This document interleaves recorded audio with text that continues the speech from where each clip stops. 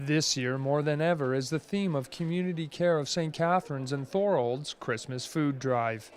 What we're trying to do is to make the community aware that this year more than ever we need them to support us, to help us do what we do best, and that's look after the needs of the hungry, the homeless, mentally ill, disenfranchised.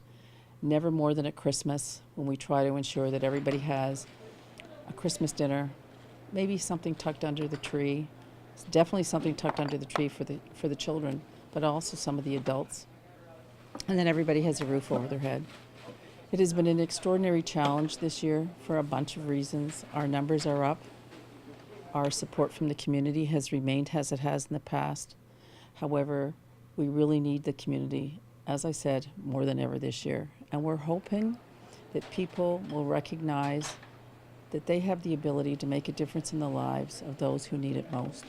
Food to stock the shelves at Community Care is always in high demand. We go through 4,000 pounds of food a day, so you can imagine how quickly it disappears.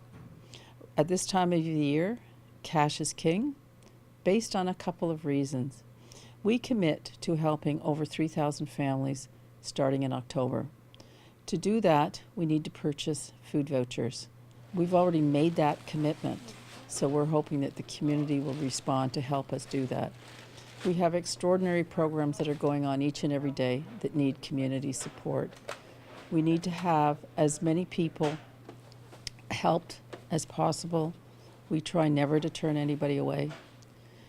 The inclement weather of the last few days has made a huge impact. We didn't have any coats, running out of boots. It's amazing the response that comes through from the community. Niagara is a wonderful place to live, play, and grow. All people need to do is be asked. Once they're asked, they respond. So we're hoping that we'll remind them once again the importance of giving back and how they can give back to make a difference in the lives of those who need it most.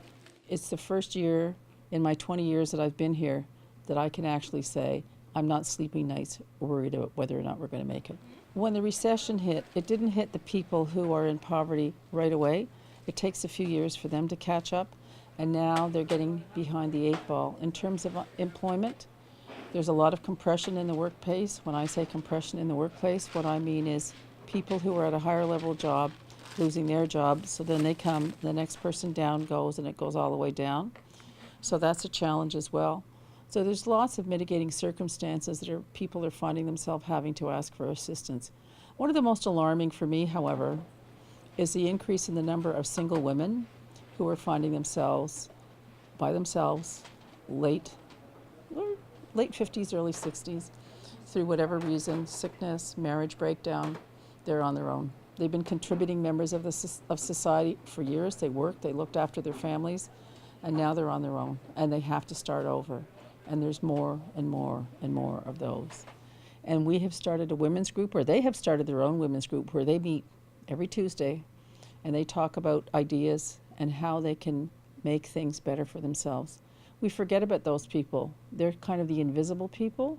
They're the people who have contributed, used to be donors to organizations like ours, and now, whatever circumstances, at this time in their life, they find themselves all alone.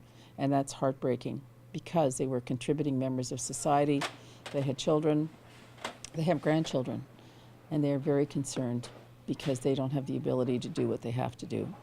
To help those in need this year at Christmas, log on to communitycarestca.ca. In Niagara, you're watching The Source.